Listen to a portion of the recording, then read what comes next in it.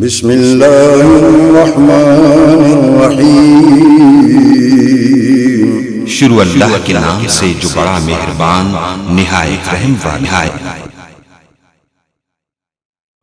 मैं दावत खिताब देता हूँ फ़ज़ीलतुश शेख हज़रत मौलाना अब्दुल बासित फ़हीम साहब, साबिक़ मुदर्रिस मस्जिद नबवी सल्लल्लाहु अलैहि वसल्लम और शेखुल हदीस जामिया सल्फ़िया इस्लामाबाद, वो आपसे ख़िताब फरमाएंगे और इंशाअल्लाह अज़ीज़ उनके ख़िताब के इख्तिताम पर हम नमाज इशा अदा करेंगे।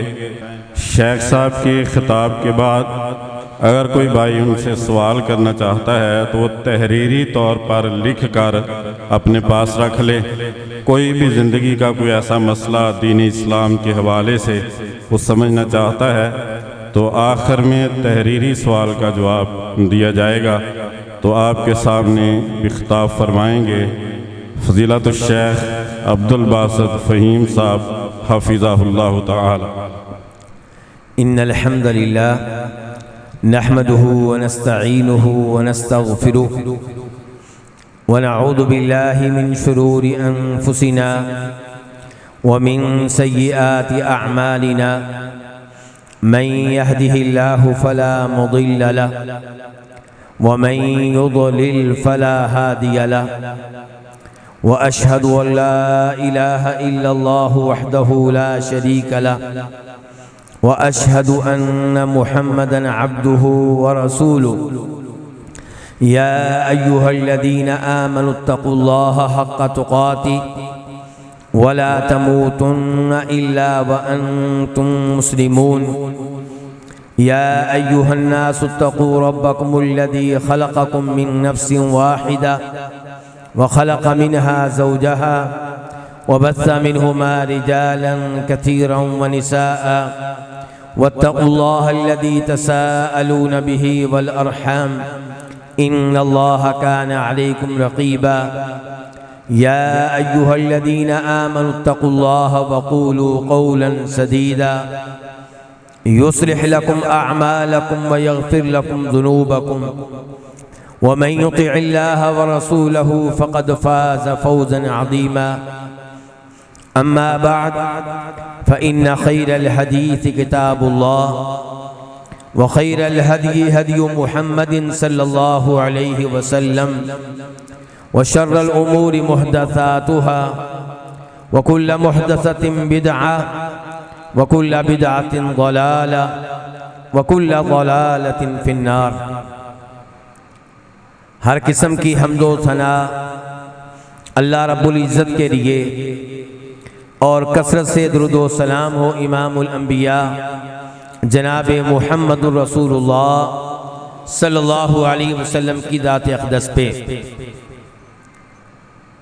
मोहतरम व मुकर्रम जनाब हाफ़िज़ क़सीम शेखपुरी हाफ़िज़हुल्लाह की गुफ्तगू आप सुन चुके हैं और जब मोहतरम क़ारी अब्दुल रशीद हज़ारवी साहब ने मुझे दावत दी थी और बताया था कि हाफ़िज़ साहब भी तशरीफ़ लाएंगे तो मैंने कहा था मेरे ख़्याल में उनके साथ मेरे जैसे आदमी की कोई ज़रूरत नहीं है। वो माशाल्लाह आला पाए के ख़तीब हैं और मैंने जब गुफ्तगू करनी है तो लोगों को तो वैसे ही नींद आनी शुरू हो जाएगी, तो इसलिए वो अकेले ही काफ़ी है। लेकिन अल्लाह ताला उनको जज़ाए खैर दे कि उन्होंने इसरार किया और मैं हाज़िर हो गया। मैं जिस मौजू पे गुफ्तगू करना चाहूँगा वो मौजू भी थोड़ा सा आपको खुशक लगेगा, लेकिन रोज़े आखिरत कामयाबी के लिहाज से इस मौजू की भी बहुत ज़्यादा अहमियत है। मौजू किस कदर अहमियत रखता है इसका अंदाज़ा आप चंद रिवायात से कर सकते हैं। इमाम अबू दाऊद रहमहुल्लाह और दीगर अइम्मा हदीस रवायत करते हैं अब्दुल्ला बिन फ़ैरोज़ से जो इब्ने दैलमी के नाम से मारूफ हैं। वो कहते हैं कि मेरे दिल में तकदीर के ताल्लुक से शुकुक व शुबहात पैदा हुए तो मैं उबई बिन काब के पास गया रज़ी अल्लाह ताला अन्हु। उबई बिन काब को जानते हैं आप लोग? कौन है भला? कौन से सहाबी? उबई बिन काब क़ारी कुरान है और वो सहाबी हैं जिनसे नबी अलैहिस्सलातु वस्सलाम ने कहा था, उबई इन्नल्लाह अमरनी अन अक़रा अलैकल कुरान, अल्लाह ने मुझे अर्श के ऊपर से आर्डर दिया है कि मैं तुम्हारे सामने कुरान की तिलावत करूं, मैं मोहम्मद करूं सल्लल्लाहु अलैहि वसल्लम और तुम सुनो। उबई बिन काब कहने लगे, अल्लाह ने मेरा नाम लिया है। कहा हाँ उबई, अल्लाह ने तुम्हारा नाम लिया है। उबई बिन काब ने इस खुशी में रोना शुरू कर दिया था कि मेरा नाम उस रब ने लिया है। ये है उबई बिन काब। और इनके पास इब्ने दैलमी आए हैं। किस लिए आए हैं? तकदीर के ताल्लुक से कोई शक्को शुबा पैदा हो गया, उसके इजाले के लिए आए हैं। यहां से मसला क्या मालूम हुआ? जब इस्लामी अकीदे के बारे में, तकदीर के बारे में, सहाबा किराम के बारे में कोई शक्को शुबा पैदा हो जाए तो शुकुको शुबहात के इजाले के लिए किसके पास जाना है?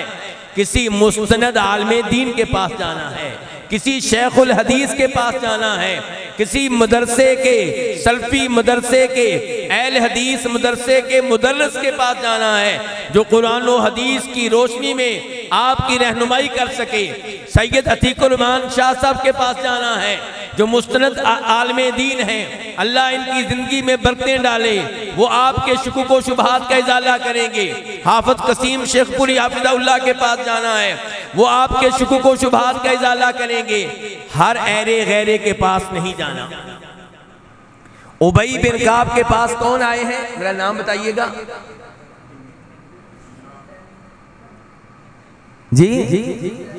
इब्ने दैलमी। मुझे थोड़ा सा अंदाजा तो हो कि आप मेरे साथ हैं भी कि नहीं। क्या नाम है? दोबारा नाम लें, इब्ने दैलमी। किस सहाबी के पास आए हैं? बच्चे बताएंगे मेरे सामने, किस सहाबी के पास आए भला? उबई बिन काब। अल्लाह ताला बेटा आपको जज़ाए खैर दे, आपके इल्म व अमल में बरकतें डाले। इब्ने दैलमी उबई बिन काब के पास आए हैं और कहते हैं कि तकदीर के ताल्लुक से मेरे दिल में शक व शुबा पैदा हो चुका है, तो आप मुझे कोई ऐसी चीज बयान करें, कोई ऐसी ऐश सुनाएं, कोई ऐसी हदीस सुनाएं जिससे इस शक व शुबे का इजाला हो जाए। तो सहाबा किराम के तरबियत याफ्ता ये ताबईन क्या चाहते थे कि शुकुक व शुबहात का इजाला हो। और मेरे भाइयों, आज के हमारे नौजवान अली मिर्जा जहलवी जैसे लोगों को सुनते हैं ताकि सहाबा किराम के ताल्लुक से शुकुक व शुबहात पैदा हो। और मुझे यहाँ पे इमाम इब्ने तैमिया रहमहुल्लाह याद आ गए। इमाम इब्नुल क़य्यिम रहमहुल्लाह कहते हैं, इब्ने तैमिया इब्नुल क़य्यिम का आपस में क्या ताल्लुक है? जी फुरकान बेटा, क्या ताल्लुक है? उस्ताद शागिर्द हैं। उस्ताद कौन है? इब्ने तैमिया इब्नुल क़य्यिम, बहुत बड़े इमाम, बहुत बड़े मुअल्लिफ, शेखुल इस्लाम। लेकिन इब्ने तैमिया रहमहुल्लाह के सामने अपने आप को बच्चा समझते हैं। इसलिए कहते हैं कि मैंने एक दफा अपने उस्ताद इब्ने तैमिया रहमहुल्लाह के सामने एक शक व शुबा रखा, उसका इजाला करना चाहा, तो उन्होंने मुझे डांटा और कहा कि जो भी शक व शुबा ज़हन में आए उसे दिल में जगह दे देना, ये कोई अक्लमंदी नहीं है, हमारे दिल कमजोर हैं। अगर तुम इसी तरह शुकुक व शुबहात को अपने दिल में जगह देते रहे तो ये शुकुक व शुबहात दिल में बैठ जाएंगे और तुम्हारे अकीदे में खराबी आ जाएगी। तो मेरे भाइयों, ऐसे लोगों के पास नहीं बैठना चाहिए, ऐसे लोगों की गुफ्तगू नहीं सुननी चाहिए जिनकी गुफ्तगू सुनने के बाद आपका अकीदा जो कभी मजबूत हुआ करता था वो कमजोर हो जाए। अली मिर्जा जहलवी की गुफ्तगू नहीं सुनी जाएगी, जावेद गामदी की गुफ्तगू नहीं सुनी जाएगी, क्योंकि जावेद गामदी उसको सुनने से इनकारे हदीस के जरासीम पैदा होंगे। अली मिर्जा देहलवी को सुनने से सहाबा किराम के ताल्लुक से आपका अकीदा कमजोर होगा। तो उबई बिन काब से कह रहे हैं, कौन कह रहे हैं? इब्ने देहलवी, कि मुझे बताइए कोई चीज, कोई हदीस सुनाइए ताकि मेरे दिल से इस शक व शुबे का इजाला हो जाए। उबई बिन काब कहते हैं, सुन लो, अगर अल्लाह रब्बुल इज्जत तमाम आसमान वालों को अजाब दे, जमीन पे रहने वाले सब लोगों को अजाब दे, तो अल्लाह ताला अजाब देने में जालिम नहीं होगा।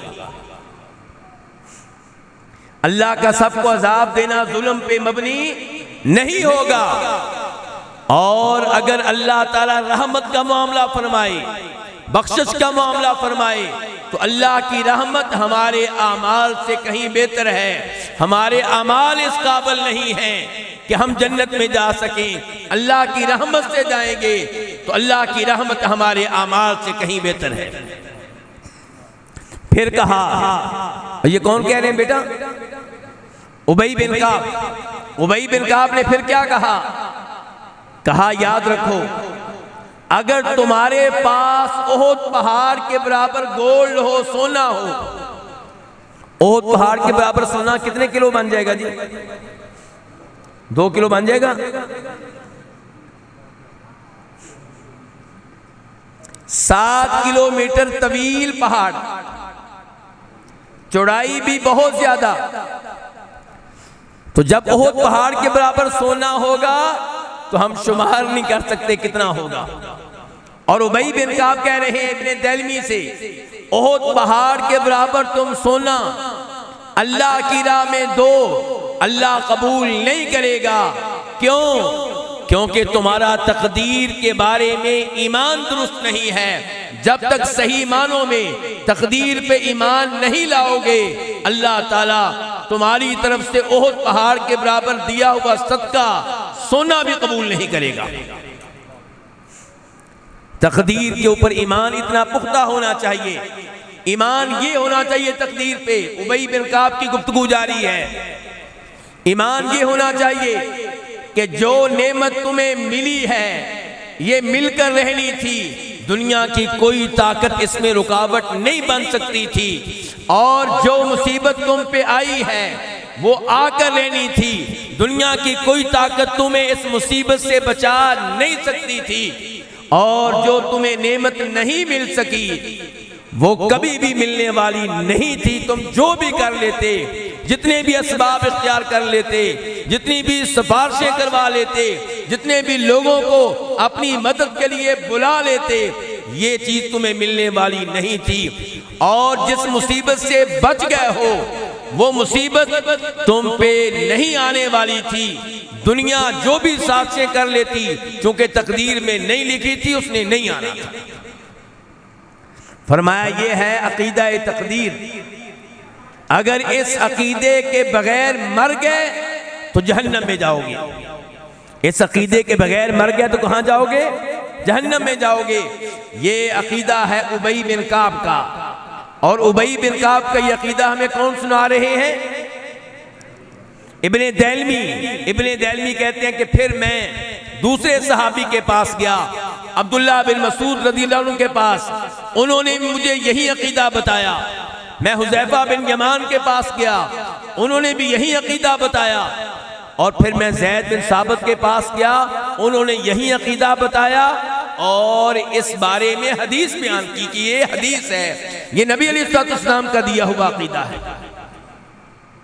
मेरे भाइयों, अकीदा तकदीर के ऊपर थोड़ी सी गुफ्तगू करना चाह रहा हूं, सुन लेंगे? आपको पता है ना कि अकीदा तकदीर पे जिसका ईमान नहीं है उसकी नजात मुमकिन नहीं है। ईमान के कितने अरकान हैं? कौन सा भाई बताएगा? हाथ खड़ा करे जो बता सकता है ईमान के अरकान। इधर से नहीं, उधर से, स्टेज से नहीं, पब्लिक की तरफ से। जी, ईमान के अरकान। यार ऐसे ना करें, नहीं ये नहीं, इधर से आवाज नहीं आनी चाहिए। जी बेटा बताएं, आपने हाथ खड़ा किया, बताएं। 5 देख लें।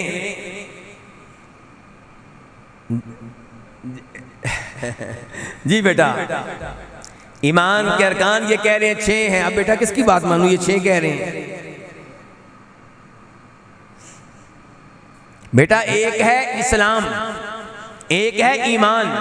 इस्लाम के अरकान है 5 और ईमान के अरकान कितने हैं? 6। यानी कि 6 चीजें हैं जिन पे ईमान लाना जरूरी है। ये ईमान के 6 अरकान में से एक रुकन है। जिसका ईमान के किसी भी रुकन पे ईमान नहीं, वो मुसलमान नहीं, जन्नत में नहीं जा सकता।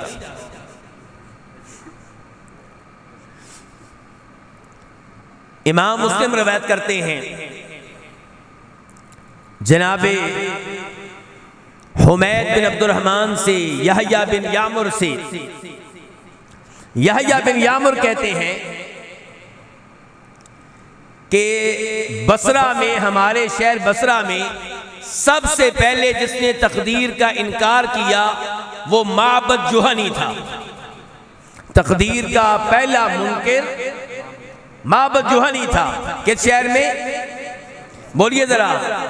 बसरा में। बसरा, कूफा, इराक, ये वो इलाका है जिसके बारे में अल्लाह के नबी इस्लाम ने फरमाया था कि फितने यहां से उठेंगे। हमारे दोस्त उन अहादीस को चस्पा कर देते हैं किस पे? रियाज पे, सऊदिया के शहर रियाज पे। और फिर इसी वजह से हमें क्या कहते हैं? नजदी। हालांकि उस हदीस में नजद से मुराद इराक है, बसरा है, कूफा है, और बड़े बड़े फितने यहीं से उठे हैं। तो यहया बिन यामुर कहते हैं कि मैं और हुमैद बिन अब्दुर्रहमान हम हज के लिए निकले तो हमने कहा काश हमारी मुलाकात किसी सहाबी से हो जाए और हम सहाबी से गुफ्तगू करें इन लोगों के बारे में जो हमारे शहर से निकले हैं और तकदीर का इनकार करते हैं। तकदीर के इनकार का अकीदा उठा कहां से? इराक से, बसरा से। और उसकी इस्लाह के लिए लोगों ने राब्ता किससे किया? सहाबा से। कहते हैं कि मस्जिद नबवी में अब्दुल्ला बिन उमर दाखिल हो रहे थे तो अल्लाह ताला ने हमें तौफीक दी कि हमारी उनसे मुलाकात हो गई। मैं एक साइड पे हो गया, दूसरी साइड पे मेरे भाई हुमैद बिन अब्दुर्रहमान हो गए। और मुझे मालूम था कि सवाल करने का मौका वो मुझे देंगे, तो मैंने सवाल का आगाज कर दिया। मैंने कहा अब्दुल्ला बिन उमर से कि अबू अब्दुर्रहमान, हमारी जानब कुछ ऐसे लोग निकले हैं यक़रऊन अल कुरान, जो कुरान की तिलावत करते हैं। मेरे भाइयों क्या करते हैं? बोलिए जरा। आज जब हम आपको रोकते हैं उन लोगों से जिनका अकीदा ठीक नहीं है, हम कहते हैं कि उनके साथ ध्यान से अपना ताल्लुक कायम करें, रिश्ते नाते ध्यान से करें। जिनके अकायद इतने बुरे हैं कि मामला कुफर तक पहुंचता है, तो आप हमें बताते हैं जी वो भी तो नमाज ही पढ़ते हैं जी, वो भी तो रमजान के रोजे रखते हैं जी। जरा ये अल्फाज ध्यान से सुनिए। अब्दुल्ला बिन उमर से कहा जा रहा है कि बसरा में कुछ ऐसे लोग सामने आए हैं जो कुरान पढ़ते हैं, वयतकफ़रून अल-इल्म, और हदीस का इल्म ढूंढते हैं, तलाश करते हैं, लेते हैं। वयज़अमून अल्ला क़दर, लेकिन उनका अकीदा ये है कि तकदीर कोई चीज नहीं है, तकदीर की कोई हैसियत नहीं है। व अन्नल अम्र उनुफ, अल्लाह ताला को पहले से नहीं पता होता कि बंदा क्या करने वाला है, जब कुछ होता है तब अल्लाह को पता चलता है।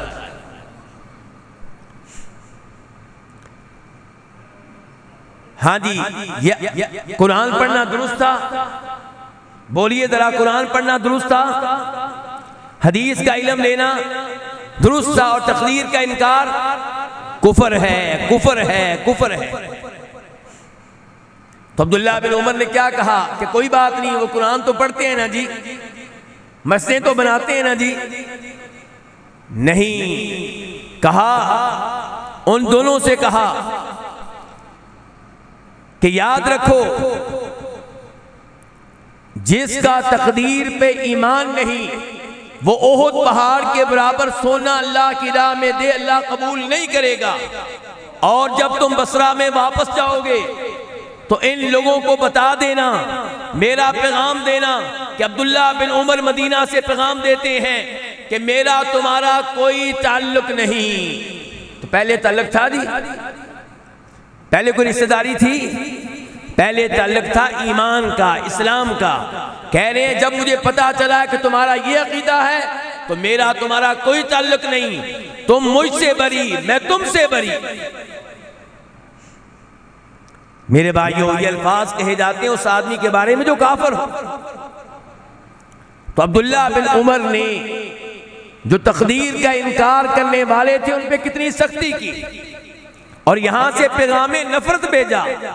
इसको कहते हैं अकीदाए अलवला वल बरा। बोलिए जरा, क्या कहते हैं? अलवला वल बरा, के अहले तौहीद से मोहब्बत करें, अहले तौहीद से तल्लुकात कायम करें, और जो अहले शिर्क हैं जिनकी बिदात कुफ्र तक पहुंचती है उनसे दूर रहें, उनके साथ बैठने से इज्तनाब करें, उनका बाइकाट करें।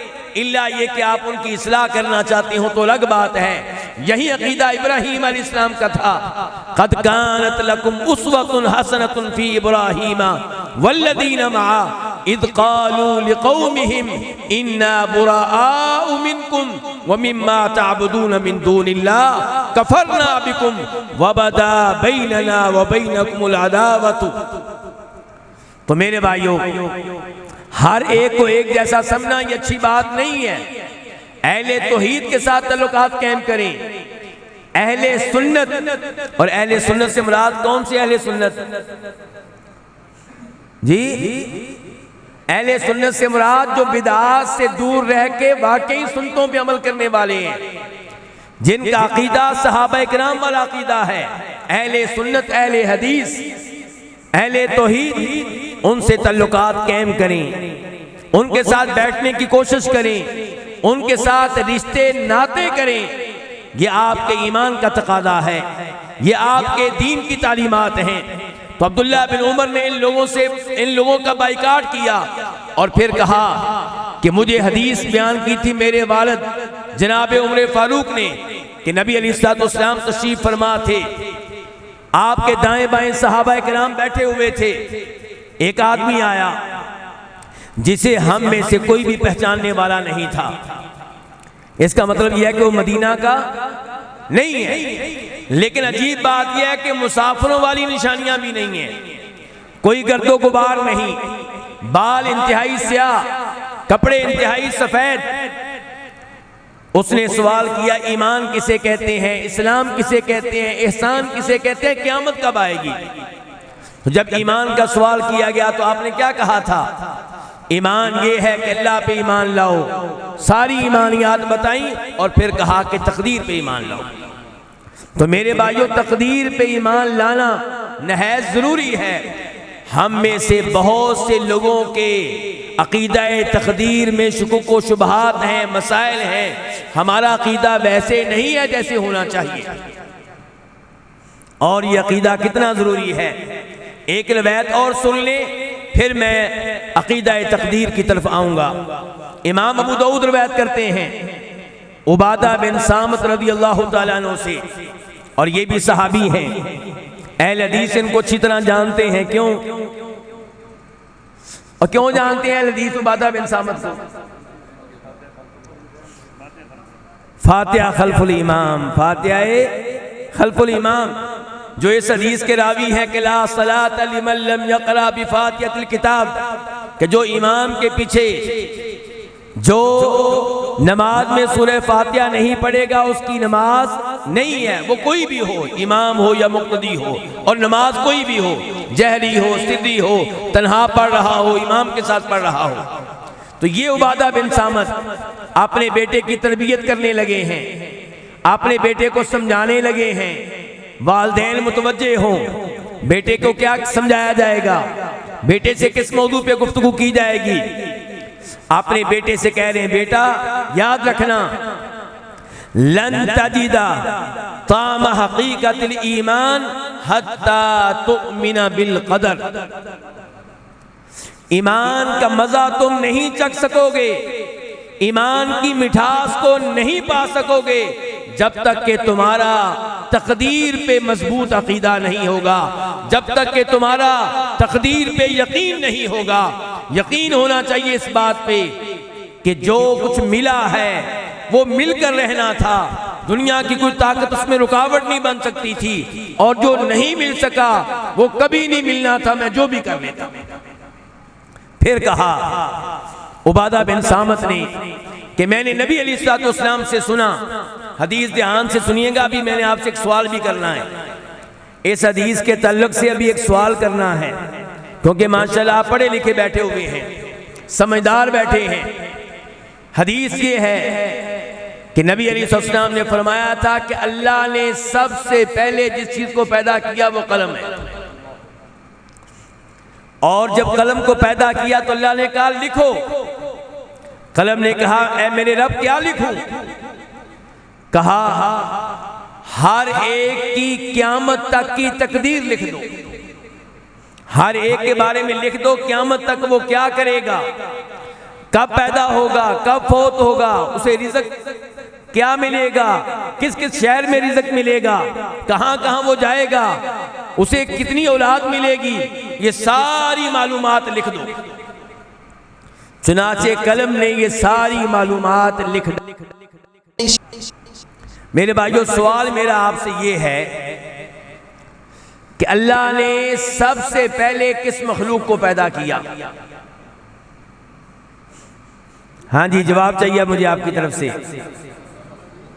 शेख साहब का जवाब क्या है? शेख साहब, कलम को। जी, कोई और कोशिश, कोई और कौल? आपको पता है ना इख्तिलाफ तो होता है जी बेटा। अर्श को। लो जी, ये मेरा बेटा है, ये असल में कल परसों मेरे दर्स में बैठा हुआ था, इसलिए इसको लगता है जवाब जो है वो मालूम है। मेरे भाइयों, बहुत से लोग ये अकीदा रखते हैं कि अल्लाह ने सबसे पहले कलम को पैदा किया, लेकिन इस हदीस में आपने ये देख लिया कि कलम जब पैदा हुआ तो अल्लाह ने क्या लिखी? तकदीर लिखी। ऐसे ही है ना, इधर कलम पैदा हुआ, इधर तकदीर लिखी गई, ऐसे ही है। तो मेरे भाइयों, दूसरा कौल यह है कि अल्लाह ने सबसे पहले अर्श को पैदा किया। किसको पैदा किया? बोलिएगा जरा, किसको पैदा किया? अर्श को।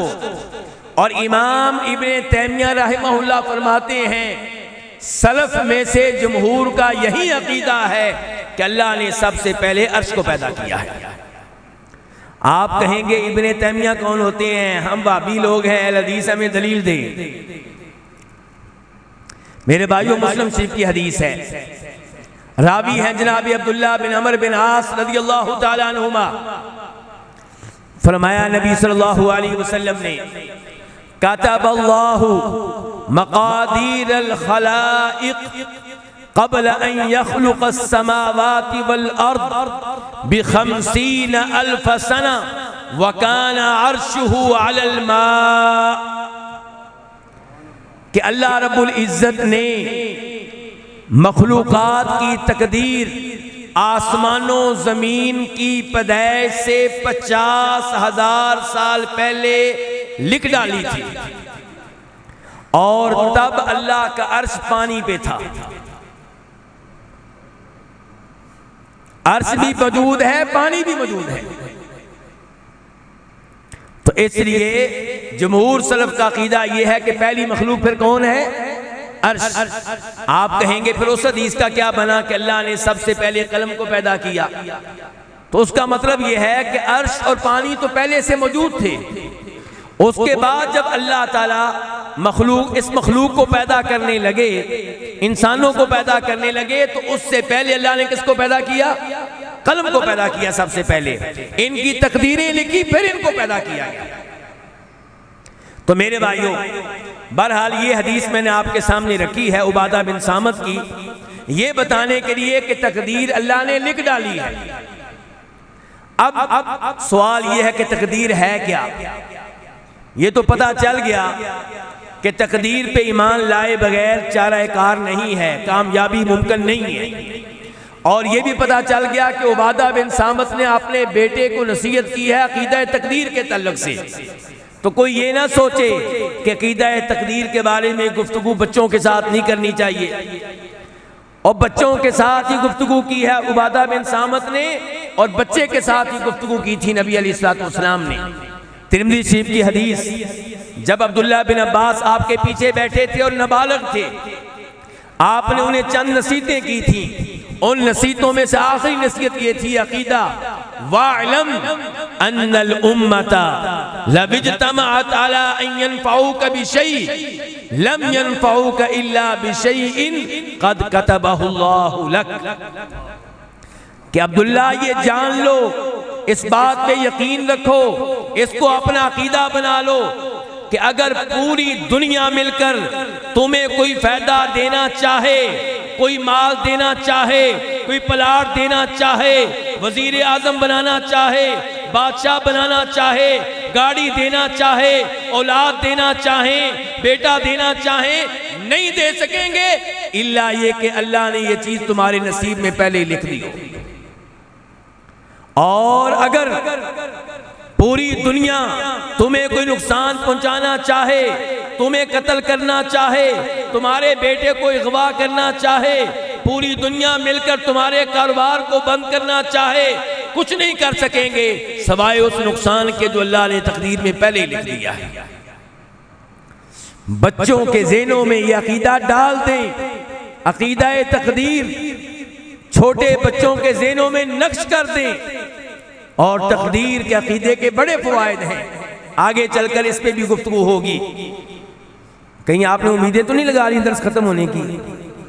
जी हिम्मत है ना गर्मी में सुनने की? चले जी, माशाल्लाह, अल्लाह आपको जज़ाए खैर दे। इंशाल्लाह मस्जिद में बैठे हुए हैं, कुरान और हदीस सुन रहे हैं, ऐसी मजलिस पे अल्लाह की रहमतें नाज़िल होती हैं, अल्लाह की बरकतें नाज़िल होती हैं। ऐसी मजलिस को फरिश्ते अपने घेरे में ले लेते हैं, और इंशाल्लाह रब आप पे राज़ी हो रहा होगा। मेरे भाइयों, अकीदा तकदीर समझने के लिए ये जान लें कि तकदीर के 4 मर्तबे हैं। तकदीर के कितने मर्तबे हैं? 4। ये कौन कौन से भाई हैं जिनको नींद आ रही है? क्यों जी, हाथ तो खड़ा करें। लग रहे हैं कुछ चेहरे ऐसे जिनको नींद आ रही है। तो मेरे भाई, तकदीर के 4 मर्तबे हैं। पहला मर्तबा इल्म, नाम लीजिए जरा बेटा। तकदीर का पहला मर्तबा क्या है? इल्म। क्या मतलब है इसका? इसका मतलब यह है कि आपका पुख्ता यकीन होना चाहिए इस बात पे कि अल्लाह ताला को हर चीज का इल्म है। माजी के तमाम उमूर का, मुस्तकबल के तमाम उमूर का, मौजूदा ज़माने के तमाम उमूर का, बल्कि अल्लाह ताला को ये भी मालूम है कि जो वाक़यात नहीं हुए, जो उमूर नहीं हुए, अगर वो हों तो कैसे होंगे, अल्लाह को ये भी मालूम है। जो हुआ ही नहीं, जो चीज़ पैदा ही नहीं हुई, जो मामला पेश ही नहीं आया, अगर पेश आता तो क्या होता, अल्लाह को ये भी पता है। अल्लाह अकबर, यह है अल्लाह का इल्म। क्या अल्लाह के इल्म में कोई अल्लाह का शरीक बन सकता है? तो फिर आप कैसे कह देते हैं कि जनाब अंबिया भी आलिमुल गैब अलैहिमुस्सलातु वस्सलाम, वली भी आलिमुल गैब, सबको अल्लाह का शरीक बना देते हैं? अल्लाह ताला फरमाते हैं सूरह अनआम, व इंदहु मफातिहुल गैब ला यअलमुहा इल्ला हु। गैब की चाबियां उसी के पास हैं। गैब की इन चाबियों को उसके अलावा कोई जानने वाला नहीं है। गैब की चाबियां कितनी हैं उलमा इकराम? 5। कौन कौन सी? इन्नल्लाह इंदहु इल्मुस्साअ, क़यामत का इल्म किसके पास है? अल्लाह ही के पास है। व युनज़्ज़िलुल गैस, बारिश को नाज़िल करने वाला कौन है? माँ के पेट में क्या है ये जानने वाला कौन है? अल्लाह। सुने, अल्ट्रासाउंड के जरिए मालूम हो जाता है हर एक को अब तो। क्यों जी? मौलवी कहते थे जनाब किसी को पता नहीं चलता बेटा है कि बेटी है, अब तो डॉक्टर पहले ही बता देते हैं। तो कहाँ गए वो दावे कि जनाब आलिमुल गैब एक अल्लाह है?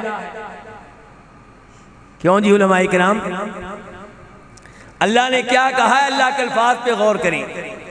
अल्लाह ने ये नहीं कहा कि मैं जानता हूं कि माँ के पेट में मुज़क्कर है या मुअन्नस, लड़का है या लड़की, नर है या मादा। अल्लाह ने कहा मैं जानता हूं कि माँ के पेट में क्या है। माँ उमूम के लिए है। अल्लाह जानते हैं कि ये लड़का है या लड़की। अल्लाह जानते हैं ये मुर्दा पैदा होगा कि जिंदा पैदा होगा। अल्लाह जानते हैं कि इसका रंग कौन सा है। अल्लाह जानते हैं कि ये माजूर है या माजूर नहीं है। अल्लाह जानते हैं कि इसको रिज़्क़ कहाँ कहाँ पे मिलेगा। अल्लाह जानते हैं कहाँ कहाँ पे रहेगा। इस बच्चे के बारे में मुकम्मल मालूमात अल्लाह के पास हैं और मुज़क्कर व मुअन्नस का इल्म भी अल्लाह के पास है। डॉक्टरों को अल्ट्रासाउंड के जरिए मालूम होता है तो कब? आखिरी मराहिल में, आखिरी मराहिल में। तो अल्लाह ताला इस बच्चे के बारे में एक एक चीज का इल्म रखते हैं और बाकी दुनिया को ये खबरें मालूम नहीं होती। किसी को नहीं पता कि ये बच्चा कल को वजीर आजम बनने वाला है। किसी को नहीं पता कि ये बच्चा कल भारत का कातिल बनने वाला है। ये अल्लाह ही जानते हैं। व यअलमु मा फिल अरहाम व मा तदरी नफ्सुम मादा तक्सिबु गदा। कोई नहीं जानता कि कल वो क्या करेगा, कल क्या कमाएगा, कौन से अमाल सरंजाम देगा, कौन सी गुफ्तगू करेगा। अभी 2 दिन पहले, 1 दिन पहले फौत हुए हैं हदीस पढ़ाते हुए। कौन? जामिया सल्फिया फैसलाबाद के उस्ताद मौलाना सिद्दीक साहिब। क्या उनको 1 दिन पहले इल्म होगा कि कल मैं फौत होने वाला हूं? जब पीरियड पढ़ाने के लिए क्लास में दाखिल हुए होंगे, क्या उनको पता होगा कि इस क्लास से अब मेरी मैयत निकलेगी, मैं चल के नहीं जा सकूंगा? और कितनी अजीम मौत है मेरे भाई। नमाज का तरीका सिखाते हुए आई है, नबी अलैहिस्सलाम की हदीस बयान करते हुए आई है। अल्लाहु अकबर, अस्तगफिरुल्लाह, ला इलाहा इल्लल्लाह कहते हुए आई है। अल्लाह से दुआ किया कर, अल्लाह मुझे और आपको भी अच्छी मौत दे, कुरान पढ़ते हुए दे, नमाज पढ़ते हुए दे, उम्रा करते हुए दे, हज करते हुए दे और अल्लाह ताला कब्र के अजाब से बचा ले। वमा तदरी नफ्सुम बिअय्यि अर्दिन तमूत।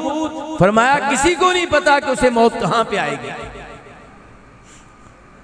तो मेरे भाइयों ये गैब की चाबियां हैं। अल्लाह ताला कह रहे हैं गैब की चाबियां मेरे पास है, इनका इल्म मेरे पास है। मैं इस वक्त क्या बता रहा हूं, मेरा मौजू क्या भला? तकदीर। और तकदीर की क्या चीज बता रहा हूं? तकदीर का पहला मर्तबा इल्म। तो मेरे भाइयों ये इल्म के दलाइल दे रहा हूं कि अल्लाह ताला जानते हैं गैब की चाबियां। व यअलमु मा फिल बर्रि वल बहर। अल्लाह जानते हैं हर उस चीज को जो किसी जंगल में है, किसी सहरा में है। छांगा मांगा में कितने दरख्त हैं जी? अल्लाह जानता है। उसके माली वहां पे काम करने वाले नहीं जानते। उन दरख्तों पे कितनी टहनियां हैं अल्लाह जानता है, वो नहीं जानते। उन दरख्तों पे कितने पत्ते हैं वो नहीं जानते, अल्लाह जानता है। मेरे और आपके घर में जो दरख्त लगा हुआ है उसके ऊपर कितने पत्ते हैं मैं नहीं जानता, आप नहीं जानते, आसमान वाला जानता है। किस जंगल में कितने शेर हैं, कितने चीते हैं और कितने दीगर शिकारी जानवर हैं अल्लाह जानता है, हम नहीं जानते। समुंदर के अंदर कितना पानी है, कितनी मछलियां हैं, क्या क्या मखलूकात हैं वो जानता है और उनको रिज़्क भी दे रहा है, उनको रिज़्क भी दे रहा है। वमा तस्क़ुतु मिन वरक़तिन इल्ला यअलमुहा। जो भी पत्ता गिरता है वो अल्लाह के इल्म में होता है। जमीन की तारीकी में कितने दाने किसान ने बोए, किसान ने दाखिल किए, किसान नहीं जानता, अल्लाह जानता है। वला रत्बिन वला याबिसिन इल्ला फी किताबिन मुबीन। हर रत्बो याबस हर चीज अल्लाह जानता भी है और अल्लाह के पास लिखी हुई है। और मैंने कहा था मेरे भाइयों, अल्लाह का इल्म उन चीजों के बारे में भी है जो चीजें वाकया नहीं हुई और ना ही होनी है। लेकिन अगर हो जाएं तो क्या होगा ये भी अल्लाह जानता है। क्या दलील है इसकी? कुरान ध्यान से सुनिएगा, सूरह नाम अल्लाह ताला फरमाते हैं वलौ तरा इद वुक़िफ़ू अलन नार फ़क़ालू या लैतना नुरद वला नुकद्दिब बिआयाति रब्बिना वनकून मिनल मुमिनीन बल बदा लहुम मा कानू युख़्फ़ून मिन क़ब्ल वलौ रुद्दू लआदू लिमा नुहू अन्हु व इन्नहुम लकादिबून। कि जब इन लोगों को रोज़े क़यामत जहन्नम की आग पे खड़ा किया जाएगा, जहन्नम की आग देखकर कांपने लगेंगे, डरने लगेंगे, फिर कहेंगे काश हमें अल्लाह दोबारा मौका दे दे, हमें अल्लाह फिर दुनिया में भेजे। हम वादा करते हैं अब हम ईमान ले आएंगे, अब कुरान को मानेंगे, तकदीब नहीं करेंगे, कुफर नहीं करेंगे, सच्चे मोमिन बन जाएंगे। अल्लाह ताला कहते हैं ये झूठे हैं। वलो रुद्दू, अगर मैं इनको दुनिया में वापस भेज दूं, अगर भेज दूं, ये फिर कुफर करेंगे, फिर अंबिया किराम का मजाक उड़ाएंगे, फिर कुरान करीम की तकदीब करेंगे। ये ईमान लाने वाले नहीं हैं। इस ऐत से क्या साबित हुआ?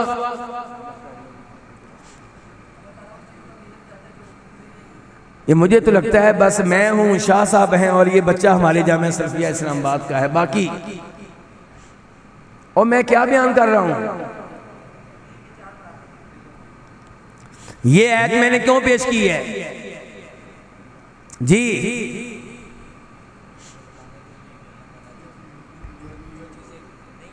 अल्लाह आपको ज़ाय खैर दे बेटा, अल्लाह आपको ज़ाय खैर दे। इस बच्चे ने आपकी मस्जिद की इज्जत रख ली है, अल्लाह इसको इल्म अमल में बरकतें डाले माशाल्लाह। मैंने ये दलील दी है कि अल्लाह वो चीज़ें भी जानते हैं जो नहीं हुई ना होनी है, अगर हो जाए तो उनका मुस्तकबल क्या होगा अल्लाह जानते हैं।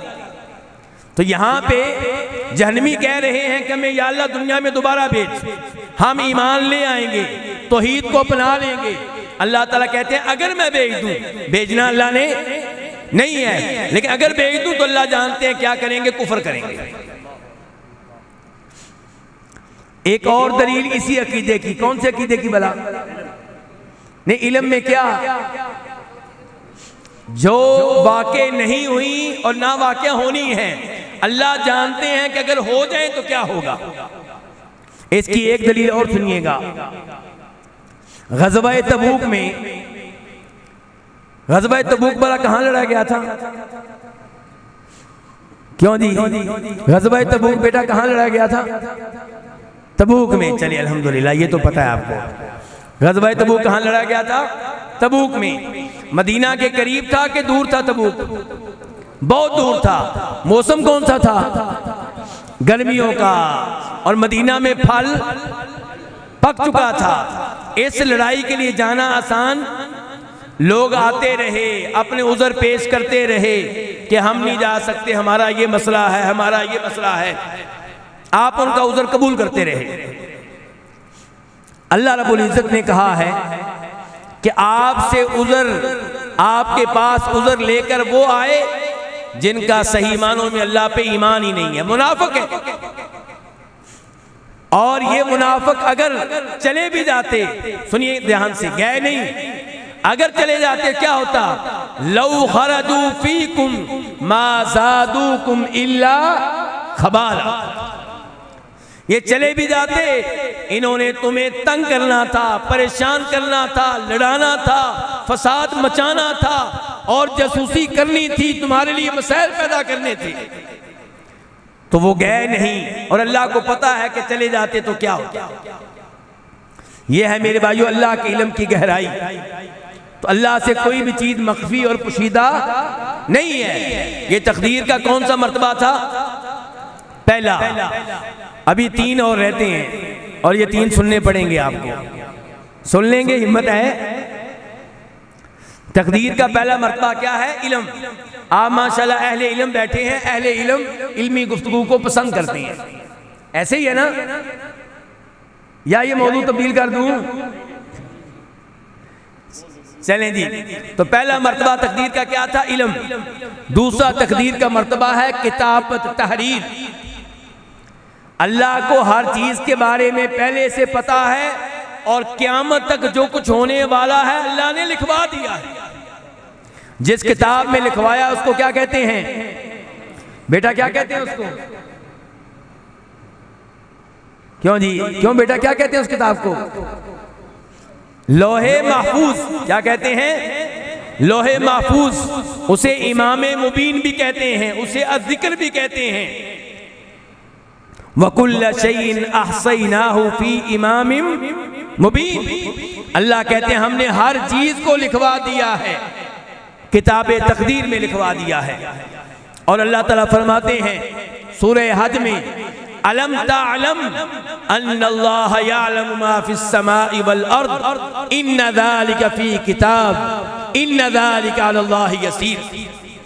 कि जो कुछ भी आसमानों जमीन पे है सब का सब अल्लाह को मालूम है और सब के बारे में मालूमात एक किताब में है। अब कोई कहेगा हर चीज के बारे में इतनी मालूमात उस किताब में कैसे हो सकती हैं? अल्लाह ने कहा मेरे लिए तो बहुत आसान है। अब देख लें उस किताब में मेरा मुकम्मल रिकॉर्ड है। मेरी उम्र इस वक्त 50 के इर्द गिर्द है। 50 सालों में हर दिन में पता नहीं कितने काम किए, कितनी बातें कहीं, कितनी बातें लिखी। हर बात अल्लाह के पास पहले से लिखी हुई और आपके बारे में हर बात अल्लाह के पास पहले से लिखी हुई है। मेरे भाइयों, ये तकदीर का दूसरा मर्तबा था। और तीसरा तकदीर का मर्तबा है मशीअत। नाम मशीअत, इरादा, चाहना। यानी कि कायनात में, दुनिया में जो भी काम होता है अल्लाह की मशीयत से होता है, अल्लाह के इरादे से होता है। मुमकिन नहीं है कि कोई भी सदर, कोई भी बादशाह, कोई भी ऐसी हरकत करे जिसके पीछे अल्लाह की मशीयत और अल्लाह का इरादा ना हो। यहूदी अगर आज मुसलमानों को गजा में, फलस्तीन में मार रहे हैं तो इसका मतलब ये नहीं है कि अल्लाह के कंट्रोल से बाहर हो चुके हैं। इसका मतलब ये नहीं है कि अल्लाह की मशीयत को शिकस्त देकर वो ये हरकतें कर रहे हैं। नहीं, जो कुछ भी इस जमीन पे हो रहा है, इस कायनात में हो रहा है, वो अल्लाह की इजाजत से हो रहा है, अल्लाह के इरादे से हो रहा है, अल्लाह की मशीयत से हो रहा है, क्योंकि अल्लाह ने खुद ही इसकी मोहलत दी है। फरिश्तों को अल्लाह ने ऑप्शन दिया है जी नेकी करने का, बुराई करने का? नहीं दिया। फरिश्ते हमेशा नेकियां ही करते हैं। लेकिन इंसान की बारी आई तो अल्लाह ने कहा मैं तुम्हारा हिसाब लूंगा रोज़े क़यामत। और यहाँ पे ऑप्शन दे दिया, नेकियां करनी है नेकियां कर लो, गुनाह करने हैं गुनाह कर लो। लेकिन इसका ये मतलब नहीं है कि गुनाह करने वाला अल्लाह को शिकस्त दे चुका है, अल्लाह पे गालिब आ चुका है, अल्लाह की जमीन से, अल्लाह के कंट्रोल से भाग चुका है। नहीं नहीं नहीं, ऐसी बात नहीं है। तो इसको कहते हैं मशीयत। कि गुनाह हो या नेकी, तिलावत की जा रही हो या गाने गाए जा रहे हो, कुफर किया जा रहा हो या ईमानी काम सर अंजाम दिए जा रहे हो, जो भी होता है अल्लाह के इरादे और अल्लाह की मशीयत से होता है। और ये बड़ा अहम अकीदा है। इस अकीदे में कई लोग गुमराह हुए, मोतज़िली गुमराह हुए, अकल परस्त गुमराह हुए। उनका अकीदा क्या है? ध्यान से सुनिए। जो गलत अकीदा है, कुफरी अकीदा है, उनका अकीदा ये है कि इंसान गुनाह करता है तो इसके पीछे अल्लाह की मशीयत नहीं होती। उन्होंने ये सोचा ये कैसे मुमकिन है कि इंसान करे गुनाह और उसके पीछे अल्लाह की मशीयत हो। तो भाई दूसरी तरफ भी आप देखें, आप क्या ये कहना चाहते हैं कि काफिर अल्लाह की मशीयत के बगैर, इरादे के बगैर अल्लाह को नऊद बिल्लाह शिकस्त देकर जुल्म कर रहे हैं, गुनाह कर रहे हैं, शिर्क कर रहे हैं? नहीं नहीं नहीं, नहीं। अल्लाह ने खुद ही कहा था इन्ना हदैनाहु सबीला इम्मा शाकिरन व इम्मा कफूरा। हमने हिदायत का रास्ता दिखा दिया, हमने कुरान नाज़िल कर दिया, हमने नबी भेज दिए, उलमा भेज दिए। अब तुम्हारी मर्जी है, खैर के रास्ते पे चलना है खैर के रास्ते पे चलो, शर के रास्ते पे चलना है शर पे चलो। ये जन्नत का रास्ता है, ये जहन्नम के रास्ते हैं, तुम्हें खुली छुट्टी है और हिसाब रोज़े क़यामत होगा।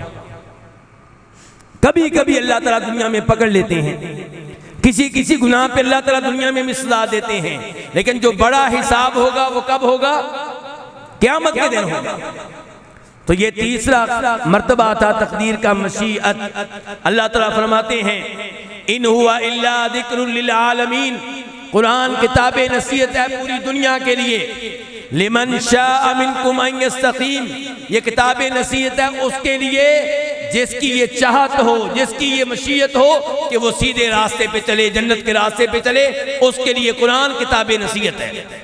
लेकिन अल्लाह ने साथ ही कह दिया वमा तशाऊन इल्ला अन यशा अल्लाह, तुम्हारी मशीयत तब चलती है जब पीछे अल्लाह की मशीयत हो। अगर इंसान की अल्लाह की मशीयत टकरा जाए तो फिर किसकी मशीयत चलती है? फिर अल्लाह की चलती है। मैं आपको एक दलील दूंगा, बुखारी शरीफ की हदीस है। जनाब सुलेमान अलैहिस्सलाम कहते हैं आज रात मैं अपनी 100 बीवियों के पास जाऊंगा, हर एक से ताल्लुक कायम करूंगा, हर एक से अल्लाह ताला किसी ना किसी मुजाहिद को पैदा करेंगे। तो कितने मुजाहिद पैदा होंगे? 100। किसी ने कहा आप इंशाअल्लाह कहें कि अगर अल्लाह की मशीयत हुई तो ऐसा होगा, अल्लाह का इरादा हुआ तो ऐसा होगा। वो इंशाअल्लाह कहना भूल गए, इंशाअल्लाह नहीं कहा। 100 बीवियों के पास गए, कितने बच्चे पैदा हुए थे? एक भी नहीं, आधा बच्चा पैदा हुआ। एक बच्चा पैदा हुआ, वो भी नाकस, अधूरा। फरमाते हैं नबी अलैहिस्सलाम कि अगर सुलेमान नबी ये कहते कि इंशाअल्लाह अगर अल्लाह की मशीयत हुई, अल्लाह का इरादा हुआ तो 100 बच्चे पैदा होंगे, तो फिर अल्लाह ने 100 बच्चे देने थे, सब मुजाहिद होते। तो अल्लाह की मशीयत ये असल है। अल्लाह की मशीयत हो तो बंदे की मशीयत चलती है। इसलिए हम क्या कहते हैं, कल इंशाअल्लाह, कल मैं दर्स दूंगा इंशाअल्लाह, अगर अल्लाह ने चाहा कल मैं ऑफिस जाऊंगा इंशाअल्लाह, अगर अल्लाह की मशीयत हुई, अगर अल्लाह का इरादा हुआ। चौथा मर्तबा मेरे भाइयों, चौथा मर्तबा है खल्क। बोलिए जरा लफ्ज़ खल्क, यानी कि अल्लाह खालिक हैं हर चीज के। कोई चीज ऐसी नहीं है जो अल्लाह की मखलूक ना हो। अल्लाह ताला बंदों के खालिक, जानवरों के खालिक, परिंदों के खालिक, दरख्तों के खालिक, पानी के खालिक, नहरों के खालिक, लकड़ी के खालिक, लोहे के खालिक, स्टील के खालिक। अल्लाह ताला एक एक चीज के खालिक हैं, बल्कि बंदों के अफ़ाल के खालिक भी अल्लाह रब्बुल इज़्ज़त है। अल्लाहु खालिकु कुल्ली शै, अल्लाह हर चीज के खालिक हैं। फरमाया वल्लाहु खलक़कुम वमा तामलून, अल्लाह तुम्हारे भी खालिक, तुम्हारे आमाल के भी खालिक। अलबत्ता बंदा जो भी गुनाह करता है, नेकी करता है, उसमें बंदे का इरादा होता है, बंदे की मशीयत होती है। बंदे को अल्लाह ने कुदरत दी है, इख्तियार दिया है। क्यों जी, अभी मैं उठना चाहूं तो उठ सकता हूं कि नहीं? अल्लाह ने कुदरत दी है उठने की। मैं गुफ्तगू कर रहा हूं अल्लाह की कुदरत से, अल्लाह के इरादे से। तो अल्लाह ताला ने बंदे को नेकियां करने का इरादा दिया, कुदरत दी, इख्तियार दिया। गुनाह करने का इरादा दिया, कुदरत दी, इख्तियार दिया। इसीलिए इस पे हिसाब भी होगा। और बंदे की वो चीजें जिनमें बंदे का इरादा नहीं है, इख्तियार नहीं है, उन पे हिसाब भी नहीं होगा। मिसाल के तौर पे कद छोटा बड़ा होना, इसमें मेरा आपका इरादा है, तो इस पे हिसाब होगा कि तुम्हारा कद छोटा क्यों था। किसी का रंग स्याह, किसी का दरमियाना, किसी का सफेद, इसमें हमारा कोई इरादा है? क्या इस पे हिसाब होगा? नहीं होगा। जिन उमूर में अल्लाह ने इरादा दिया, इख्तियार दिया, कुदरत दी, उन्हीं में अल्लाह ताला हिसाब करेंगे। अल्लाह ताला बंदों पे जुल्म करने वाले नहीं हैं। अकीदा तकदीर के ताल्लुक से मेरे भाई, शैतान हमारे जहनों में तरह तरह के वसवसे डालता है।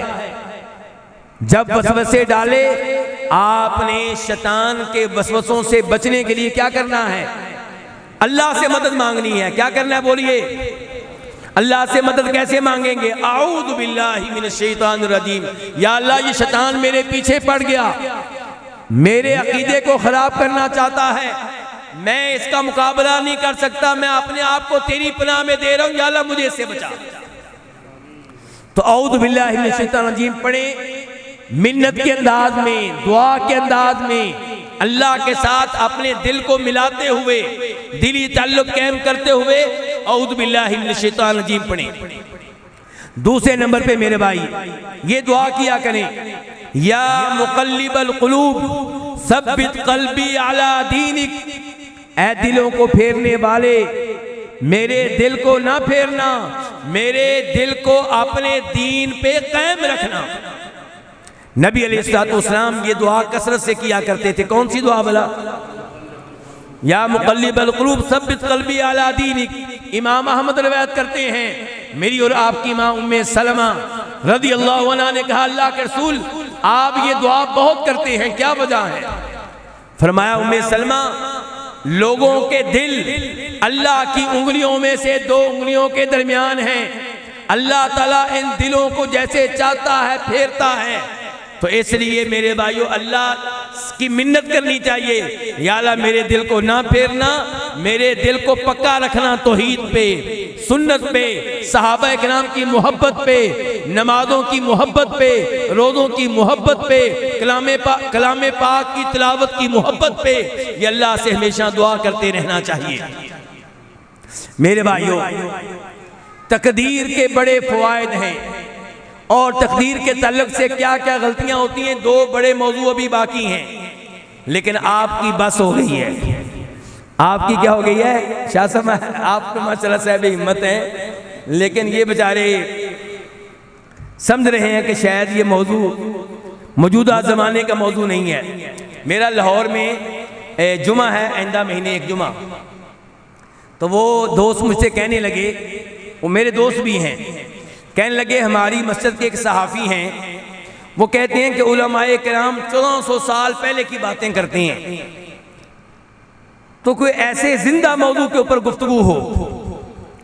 मैंने कहा कि वो सहाफ़ी बहुत अच्छे होंगे, दिल के अच्छे होंगे, मस्जिद पे खर्च करने के लिहाज से भी अच्छे होंगे, लेकिन उस मस्कीन को ये नहीं पता कि काश हम 1400 साल पहले के माहौल में चले जाएं तो कामयाब हो जाएंगे। क्या कहा था? फ़ज़ाए बदर पैदा कर, फ़ज़ाए बदर पैदा कर, फरिश्ते तेरी नुसरत को उतर सकते हैं गर्दों से कितारन कितार। अब भी फ़ज़ाए बदर पैदा नहीं हो रही, 400 साल पहले वाला माहौल नहीं बन रहा। काश वो माहौल पैदा करने में हम कामयाब हो जाए। मेरे भाइयों मोबाइल आ जाए, जदीद टेक्नोलॉजी आ जाए, जो भी आ जाए, कब्र में ये सवाल नहीं होगा कि मोबाइल इस्तेमाल करते थे कि नहीं। कब्र में सवाल होना है इसी अकीदे के बारे में, अकीदाए तकदीर के बारे में, अकीदाए रिसालत के बारे में, अकीदाए तौहीद के बारे में। तो इन मौदूआत में दिलचस्पी लिया करें। अकीदाए तकदीर जिसके पास होगा वो खुदकुशी नहीं करेगा। अकीदाए तकदीर जिसके पास होगा वो खुदकुशी नहीं करेगा, क्योंकि उसको पता होगा कि जिन मुसीबतों से जान छुड़ाते हुए मैं अपने आप को खत्म करना चाह रहा हूं, ये मुसीबतें आकर रहेंगी अगर मेरी तकदीर में लिखी हुई। जिसका तकदीर पे ईमान होगा वो मौत की तमन्ना नहीं करेगा, वो मौत की आरज़ू नहीं करेगा। जिसका तकदीर पे ईमान होगा उसमें तकब्बुर पैदा नहीं होगा। वो कहेगा अगर मेरे 4 बेटे हैं तो मेरा क्या कमाल है, ये तो अल्लाह ने पहले लिख दिया था। अगर मैं आज टेक्सला शहर का सबसे बड़ा इंजीनियर हूं तो इसमें मेरा क्या कमाल है, ये तो तकदीर में पहले ही लिखा हुआ था। तकब्बुर किस बात का, गर्दन में सरिया किस बात का। अकीदा तकदीर पे ईमान हो तो इंसान में तवाज़ु पैदा होती है। अकीदा तकदीर पे ईमान हो तो इंसान में सब्र पैदा होता है। लिकई ला तासौ अला मा फातकुम वला तफरहू बिमा आताकुम।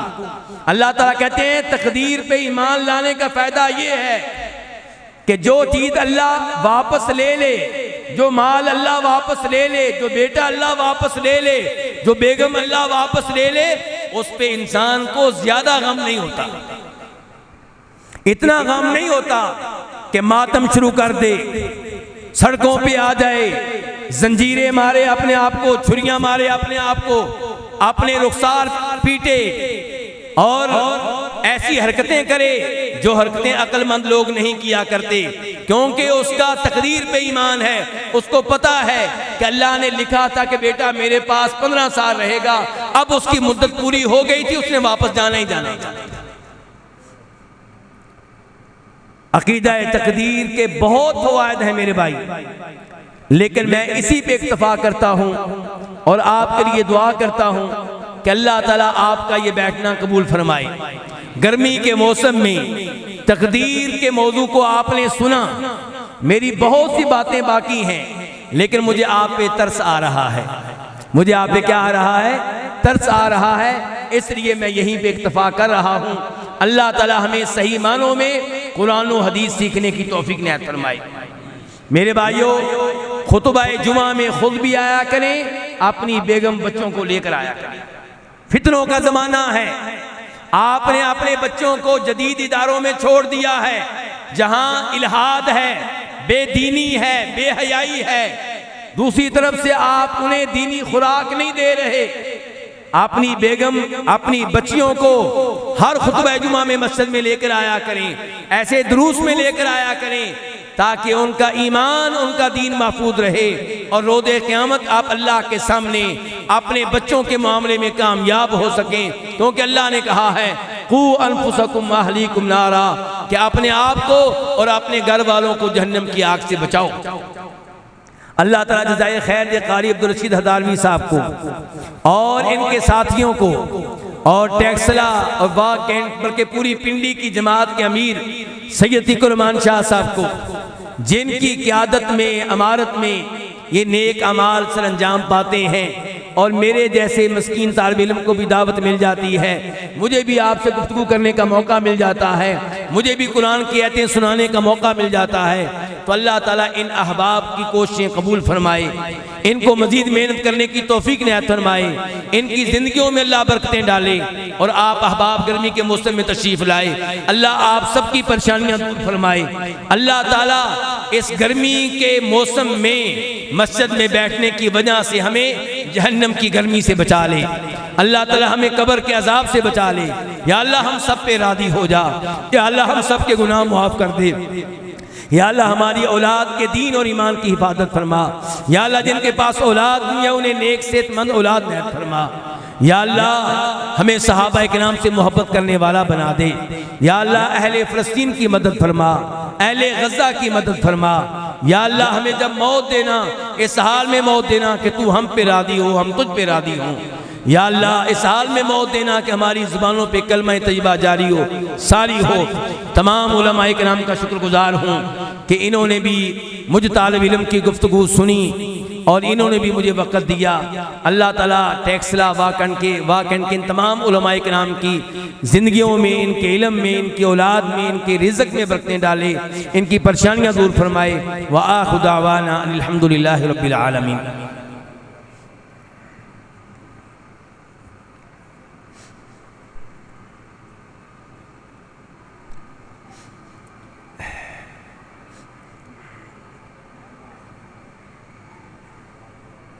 ये चंद सवालात हैं। सवालात के जवाबात तो आप ध्यान से सुनेंगे ना, कि इसमें भी नींद आएगी।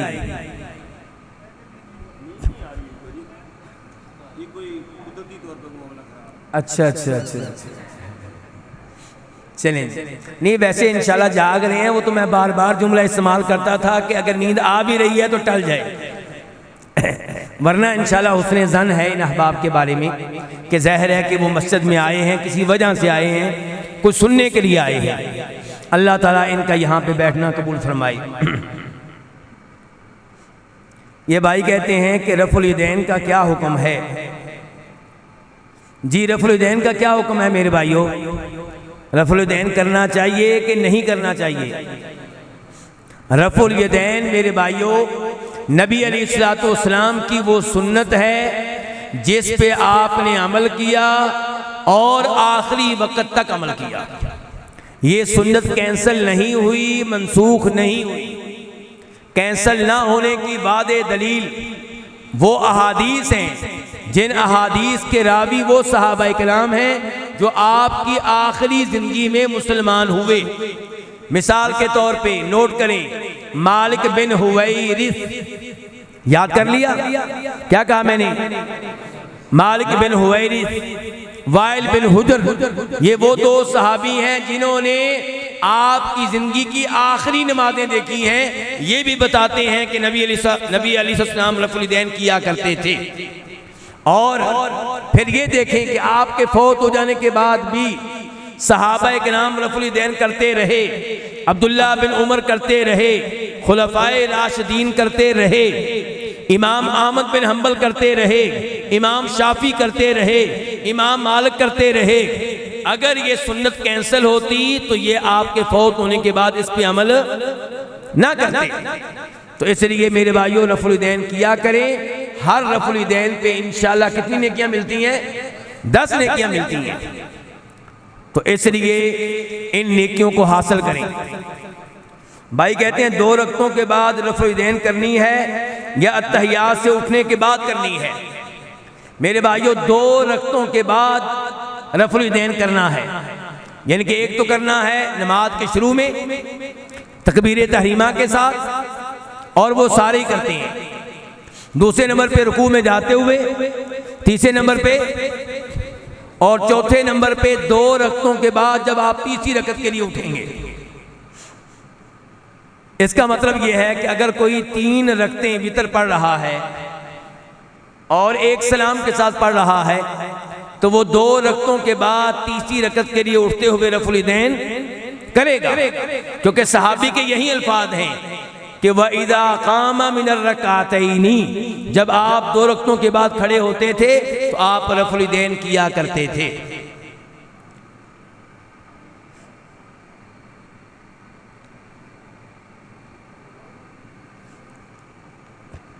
अगर एक रकत गुजरने के बाद जमात के साथ मिलें तो अत्तहियात से उठने के बाद रफ़ुल दैन करनी है या नहीं? नहीं करेंगे, क्योंकि आपकी कौन सी रकत है?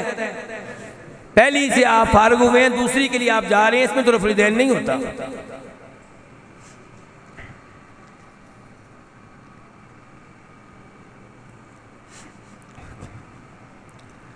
रुकू के बाद हाथ सीने पर बांधने चाहिए या छोड़ने चाहिए?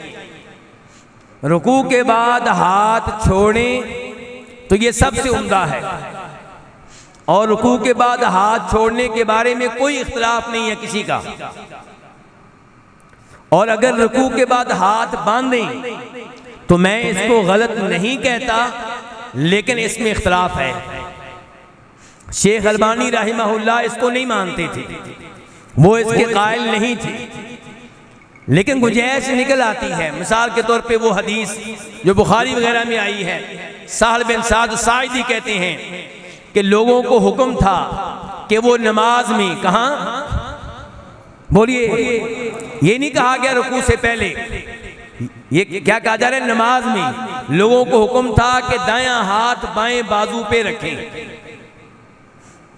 तो ये हदीस जैसे रुकू से पहले के लिए है ऐसे ही रुकू के बाद के लिए भी है, लेकिन और भी दलाइल हैं। इस सब के बावजूद ज्यादा दिल मुतमिन होता है कि रुकू के बाद हाथ छोड़ दिए जाएं, और मेरा अपना अमल तो यही है। आप जो भी करें मुझे कोई इतराज नहीं है, यहां पे मुझे आपके ऊपर कोई इतराज नहीं है। सजदे में पांव मिलाने का हुक्म, क़याम में पांव खुले होते हैं, सजदे में पांव जोड़ने से दूसरे नमाजी से फासला ज़्यादा हो जाता है और नमाज में हरकत भी ज़्यादा हो जाती है, तफसील से बता दें। जी हाँ, सजदे में अपने दोनों पांव आपस में मिलाना ये सुन्नत है नबी अलैहिस्सलाम की, जैसा कि सही हदीस है इब्ने खुज़ैमा वगैरह की। सईदा आयशा कहती हैं, उम्मुल मोमिनीन मेरी और आपकी माँ, कि एक रात नबी अलैहिस्सलाम मेरे घर में थे, हम सो गए, रात को मुझे जाग आई तो अल्लाह के नबी अलैहिस्सलाम अपने बिस्तर पे मौजूद नहीं थे। मैं आपको तलाश करने लगी, तलाश करते करते जब आप मुझे मिले तो उस वक्त आप सजदे में थे, आपके दोनों पांव खड़े थे और आपस में मिले हुए थे। और इससे ये भी पता चला कि सईदा आयशा को नबी अलैहिस्सलाम को तलाश करना पड़ा। इसका मतलब यह है कि कमरे में रोशनी नहीं थी।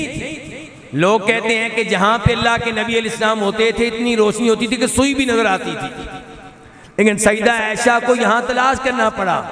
और तलाश करने में कैसे कामयाब हुई? अंधेरे में हाथ मार मार कर। तो बहरहाल ये है सईदा करने का तरीका।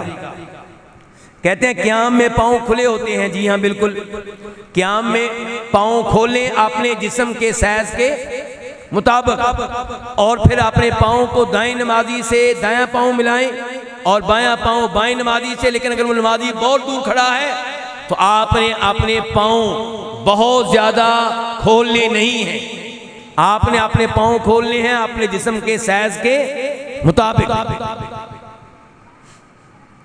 तो भाई कहते हैं सजदे में पांव जोड़ने से दूसरे नमाजी से फासला हो जाता है। हो जाए मेरे भाई, वहां पे साथ वाले नमाजी के साथ आपकी कोनियां मिली हुई होंगी, जिस्म का दूसरा हिस्सा मिला हुआ होगा, तो आप उसके साथ जुड़े हुए हैं, कोई फासला नहीं है। कहते हैं नमाज में हरकत भी ज्यादा हो जाती है। नमाज में हरकत से घबराना नहीं चाहिए। नमाज में जो हरकत साबित है हदीस से और जिसकी जरूरत है उस हरकत से घबराना नहीं चाहिए। नबी अलैहिस्सलाम नमाज शुरू करते थे, फिर रुकू में जाते थे, हरकत होती थी कि नहीं होती थी? रुकू से खड़े होते थे, हरकत है। सजदे में जाना हरकत है, सजदे से उठना हरकत है, फिर सजदे में जाना हरकत है, फिर खड़े होना हरकत है। तो ये वो हरकत हैं जो अल्लाह के नबी अलैहिस्सलाम से साबित हैं।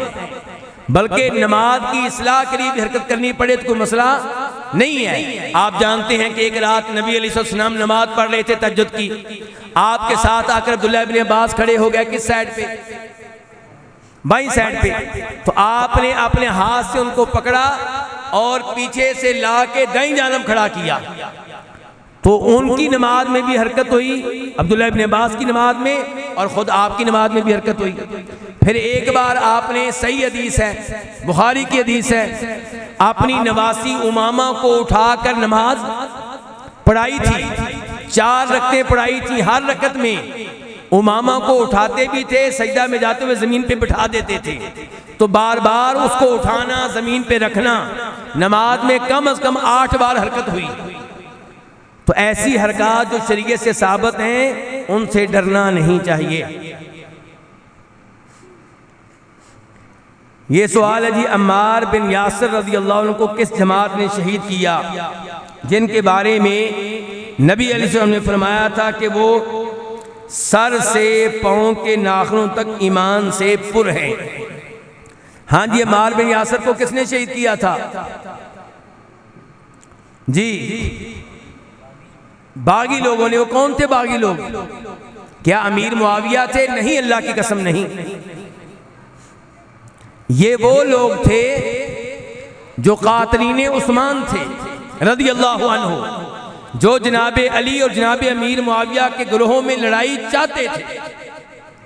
जब जनाब अमीर मुआविया जनाब अली के गिरोह जमा हुए हैं तो वहां पे लड़ाई का आगाज करने वाले, लड़ाई की आग को भड़काने वाले जो लोग थे, जो कातिलीन उस्मान थे, उन्होंने ही जनाब अम्मार बिन यासिर को शहीद किया है। अमीर मुआविया रज़ी अल्लाह अन्हु ने शहीद नहीं किया, क्योंकि उस हदीस में भी ये बात आई है कि वो गिरोह जो जनाब अम्मार के कत्ल का मुजरिम होगा, वो लोगों को बुला रहा होगा किसकी तरफ? जहन्नम की आग की तरफ। तो क्या जनाब अमीर मुआविया नऊज़ बिल्लाह जहन्नम की आग की तरफ बुलाते थे, कुफर की तरफ बुलाते थे? नहीं, वो तौहीद की दावत देते थे, वो जिहाद की दावत देते थे, वो नमाज़ें पढ़ने की दावत देते थे। उन्होंने 20 साल में एक बड़ी दुनिया में इस्लाम नाफज किया, इस्लाम को पहुंचाया, काफिर ममालिक को फतह किया और वहां पे अल्लाह के दीन को नाफज किया, अल्लाह की तौहीद को नाफज किया। तो वो आग की तरफ बुलाने वाले नहीं थे। तो इसलिए अम्मार बिन यासिर के कत्ल के मुजरिम कातिलीन उस्मान वगैरह हैं। वल्लाहु ताला आलम। इसके साथ ही जी आपके सवालात का सिलसिला भी खत्म हुआ। जी शेख साहब।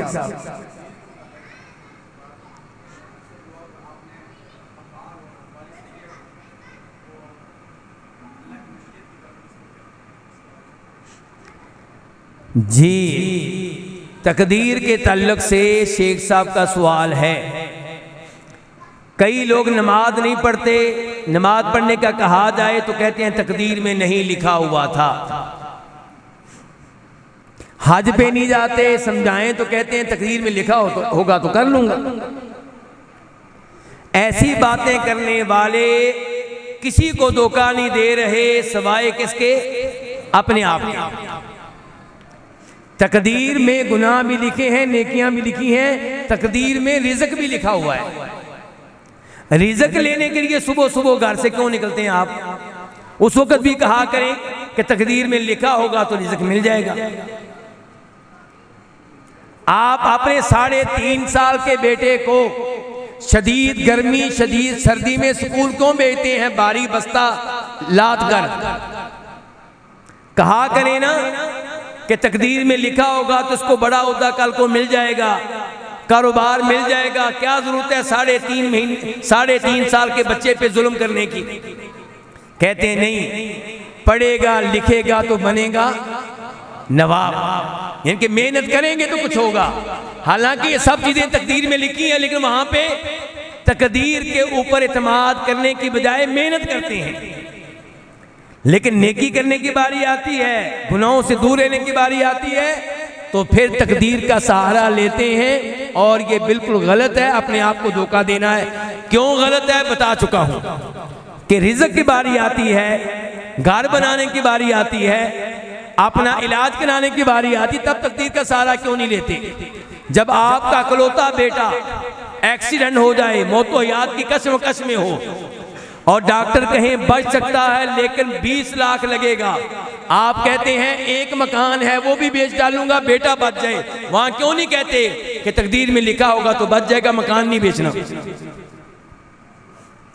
तो इसलिए मेरे भाइयों, तकदीर में अल्लाह ने सब कुछ लिखा हुआ है, लेकिन मुझे और आपको बताया नहीं है। मेरा और आपका काम है मेहनत करना, मेरा और आपका काम है कोशिश करना। और ये बात हमेशा अपने ज़हन में रखनी है कि अल्लाह ताला किसी पे जुल्म करने वाले नहीं है। कोई ये ना समझे कि अल्लाह ताला बगैर किसी जुर्म के मुझे जहन्नम में डाल देंगे। अल्लाह के बारे में हमेशा हुस्ने ज़न रखें। अल्लाह ताला अदल इंसाफ करने वाले हैं। अल्लाह ताला रहीम है, रहमान है, मेहरबान है। अल्लाह ताला जहन्नम में उन्हीं को डालेंगे जो जहन्नम में जाने के लायक हैं। जैसा कि अभी आपने सुना कि वो कहेंगे कि अल्लाह हमें दुनिया में भेज दे तो हम ठीक हो जाएंगे। अल्लाह ताला कहते हैं कि ये ऐसे गंदे लोग हैं, ये गंदे अल्फाज मेरे हैं, अल्लाह के नहीं है, मैं उसका मफहूम अदा कर रहा हूँ। अल्लाह ताला कह रहे हैं इतने गंदे लोग हैं कि इनको दोबारा मौका दिया जाए फिर कुफर करेंगे। पता चला ये जहन्नम में जाने के लायक है बस। तो इसलिए मेरे भाई, तकदीर का सहारा लेकर नमाजें छोड़ना, हज तरक कर देना, ये अपने आप को धोखा देना है, ये गुमराही का रास्ता है। ऐसे वसवसे शैतान डाले तो फौरन औज़ु बिल्लाहि मिनश शैतानिर रजीम पढ़कर किसी और मौजू पे सोचें। तकदीर में कोई जुल्म नहीं है, बस मेरी और आपकी अकल छोटी है। हमारी अकल तकदीर के मौजू का सही मानों में अहाता नहीं कर सकती, लेकिन तकदीर के 4 मरातब जो मैंने बयान किए इन पे ईमान लाना जरूरी है। कोई ये ना सोचे कि फिर आपने मौजू छेड़ा क्यों। ये 4 मरातब पे ईमान लाना जरूरी है, वरना उबादा बिन सामत कह चुके हैं, अब्दुल्ला बिन उमर कह चुके हैं, उबई बिन काब कह चुके हैं, अब्दुल्ला बिन मसूद कह चुके हैं, उज़ैफा बिन यमान कह चुके हैं, जिसका तकदीर पे ईमान नहीं होगा अल्लाह ताला उसकी कोई नेकी कबूल नहीं करेगा। इजाजत है जी? जी बता दिए, सब कुछ बता दिए। अब इतनी तफसीलात में ना जाएं, इसी में खैर है जी। अल्लाह रब्बुल इज़्ज़त जो कहा है, जो बयान किया है, अगर वो हक सच है तो उसे कबूल फरमाए। अगर उसमें कोई गलती हुई है तो अल्लाह ताला मुझे माफ़ फरमाए और अल्लाह ताला आइंदा ऐसी गलतियों से महफूज रखे। आप सबको अल्लाह ताला जज़ाए खैर दे। व सल्लल्लाहु तआला अला नबीना मुहम्मद व अला आलिहि व सहबिहि अजमाइन। मैं आखिर में एक दफ़ा फिर इंतज़ामिया का शुक्रगुज़ार हूँ जिन्होंने यहाँ पे गुफ्तगू करने का मौका दिया। अल्लाह इनकी मेहनतें कबूल फरमाए।